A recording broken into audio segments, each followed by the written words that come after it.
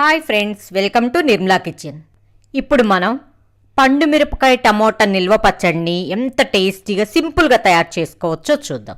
ముందుగా పండు మిరపకాయలు 250 గ్రామ్స్. పండు మిరపకాయలు ఒక తడిగుడ్డతో శుభ్రతగా తుడిచి ఆరపెట్టుకోవాలి. అస్సలు తడి ఉండకూడదండి, అది మాత్రం గుర్తుపెట్టుకోండి. 500 గ్రామ్స్ టమోటా. ఈ టమోటాలు కొంచెం గట్టిగా ఉండే టమోటాలు తీసుకోండి. వీటికి కూడా శుభ్రతగా కడిగి తడి లేకుండా పెట్టుకోండి.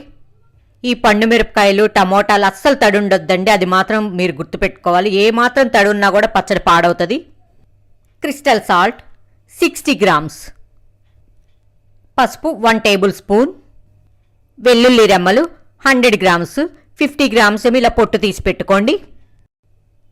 మరో 50 గ్రామ్స్ ఏమో పొట్టు తీయకుండా పెట్టుకొని పేస్ట్ చేసి పెట్టుకోండి పక్కన. 50 గ్రామ్స్ చింతపండు. ఈ చింతపండులో పుల్లలు గింజలు ఉంటాయి కదా, ఆ గింజలన్నీ తీసేసి తొనలుగా విడలదీసి పెట్టుకోండి. ఈ పండుమిరపకాయలు కొనేటప్పుడు కొంచెం గట్టిగా ఉండేవి, కారంగా ఉన్న పండుమిరపకాయలు తీసుకొని ఈ విధంగా కట్ చేసి ఒక జార్ని తీసుకొని పండుమిరపకాయలు, క్రిస్టల్ సాల్ట్ కొంచెం, పసుపు కొంచెం వేసుకొని గ్రైండ్ చేసుకోండి. ఇదిగోండి, ఈ విధంగా మెత్తగా గ్రైండ్ చేసుకొని ఒక బౌల్లోకి వేసుకోండి. ఇదే విధంగా అన్ని పండుమిరపకాయలు గ్రైండ్ చేసుకోండి. ఆ పండు మిరపకాయల్లో వేయగా కొంచెం క్రిస్టల్ సాల్ట్ ఉంది కదా, దాన్ని ఓ పక్కన పెట్టుకోండి. పొట్టు తీయకుండా పెట్టుకున్న వెల్లుల్లి రెమ్మలు పేస్ట్ చేసుకున్నాం కదా, ఆ పండు మిరపకాయల్లో వేసుకొని ఒకసారి మిక్స్ చేసుకోండి.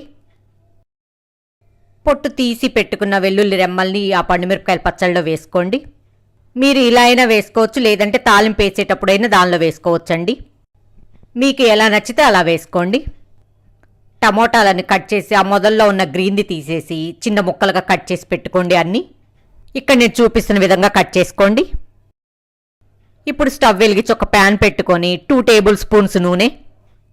ఈ నూనె కొంచెం వేడైన తర్వాత మనం కట్ చేసి పెట్టుకున్న టమోటా ముక్కలన్నీ వేసుకొని ఒక 5 మినిట్స్ మగ్గాలండి. మగ్గిన తర్వాత మనం పక్కన పెట్టుకున్న క్రిస్టల్ సాల్ట్ ఉంది కదా, అది వేసుకొని చింతపండు ఉంది కదా, చింతపండు కూడా వేసుకోండి. రెబ్బలుగా విడదీసి ఇక్కడ నేను చూపిస్తున్న చూడండి, ఈ విధంగా వేసుకోండి. ఒకసారి బాగా మిక్స్ చేసుకొని మూత పెట్టి ఈ టమాటాలో ఉన్న నీరు మొత్తం ఇంకే వరకు మధ్య మధ్యలో మిక్స్ చేసుకుంటూ ఉండండి. ఇదిగోండి, ఈ విధంగా గుజ్జులాగా రావాలి. ఇప్పుడు స్టవ్ ఆఫ్ చేసుకొని ఇది చల్లారే వరకు ఓ పక్కన పెట్టుకోండి.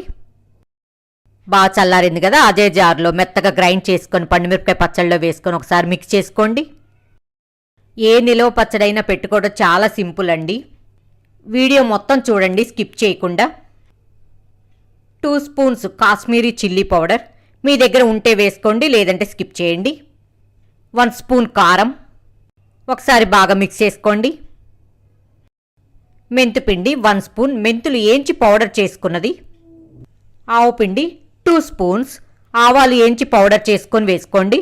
ఈ మొత్తాన్ని బాగా మిక్స్ చేసుకోండి.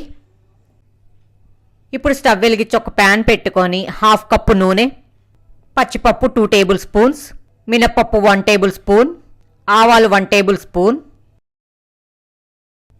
ఈ పోపు గింజలన్నీ ఏగిన తర్వాత 5 ఎండుమిరపకాయలు, ఒక రెమ్మ కరేపాకు వేసుకొని 2 మినిట్స్ తర్వాత స్టవ్ ఆఫ్ చేసుకోండి. పండు మిరపకాయ టమాటా పచ్చడిలో ఈ పోపు వేసుకొని ఒకసారి బాగా మిక్స్ చేసుకోండి. ఏ నిల్వ పచ్చడికైనా పల్లి ఆయిల్ బాగుంటుందండి. మీరు వీలైనంత వరకు పల్లి ఆయిలే వేసుకోండి. ఈ నిల్వ పచ్చడిని గాజు సీసాలో కానీ ఒక 8 కంటైనర్లో కానీ పెట్టుకొని స్టోర్ చేసుకోండి ఫ్రిడ్జ్లో. ఈ పండుమిరపకాయ టమాటా పచ్చడి చాలా టేస్ట్ ఉంటుందండి. ఇది గుంటూరు స్పెషల్. ఇంగ్రీడియంట్స్ ఏవి స్కిప్ చేయదండి, యాజ్ ఇట్ ఈజ్ వేసుకోండి. అంతే, ఎంతో రుచికరమైన పండుమిరపకాయ టమాటా నిల్వ పచ్చడి రెడీ. మీకు ఈ వీడియో కనుక నచ్చినట్లయితే లైక్ చేయండి, షేర్ చేయండి, సబ్స్క్రైబ్ చేయండి.